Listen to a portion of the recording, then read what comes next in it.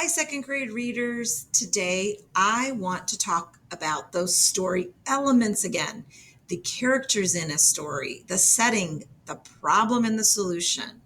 Remember, all of those parts of a story, all those story elements do happen in a sequence of events in the beginning, middle, and end. So today we're going to review how to think through a story. And remember, these are fiction stories. So these are stories that are made up, or they could be realistic fiction. But we want to see how it's organized. And that helps us understand the story better and to be able to retell the story from our memory. So we're going to watch this video. Mrs. Richard might stop it at some points to talk a little bit about it, but listen to this video, how it organizes a story's events. Events are the actions in a story. Every story has events that lead to a problem and eventually a solution. The problem event is a challenge or something difficult for the character. The solution explains how the character fixed or solved the problem. The sequence of events is when an author puts the events of the story in order. Events typically build toward the problem and then return to normal as the character finds a solution. As we read, it is important to pay attention to the sequence of events to help us understand the story. The events of a story can be organized using a story mountain diagram. The diagram has the words first, next, then, and finally to help the reader explain the sequence of events in the correct order.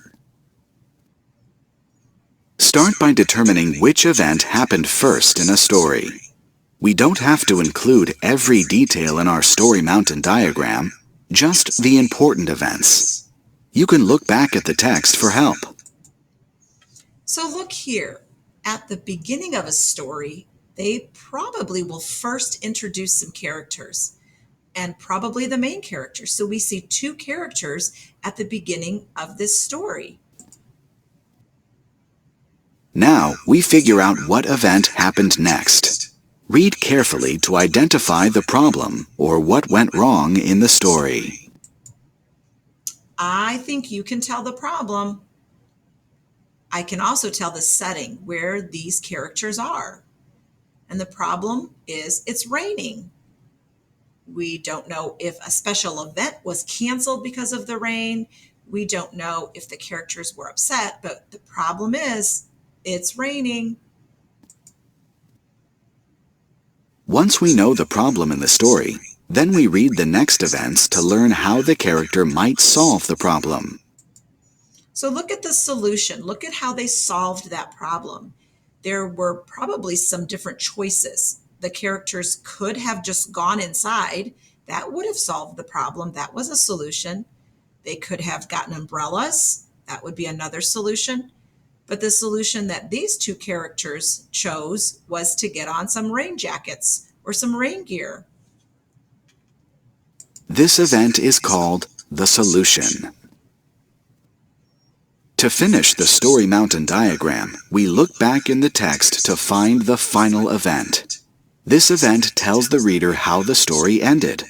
Remember, as we sequence the events of the story, we only include the important events, not every detail. So here they are, the end of this story. Beginning, middle, and end. We found some characters. We can tell the setting. We saw a problem and a solution. So those story elements are in a sequence of events in a specific order that makes sense.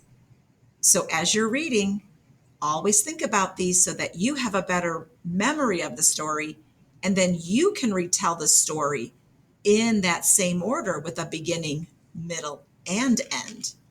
Great job listening today.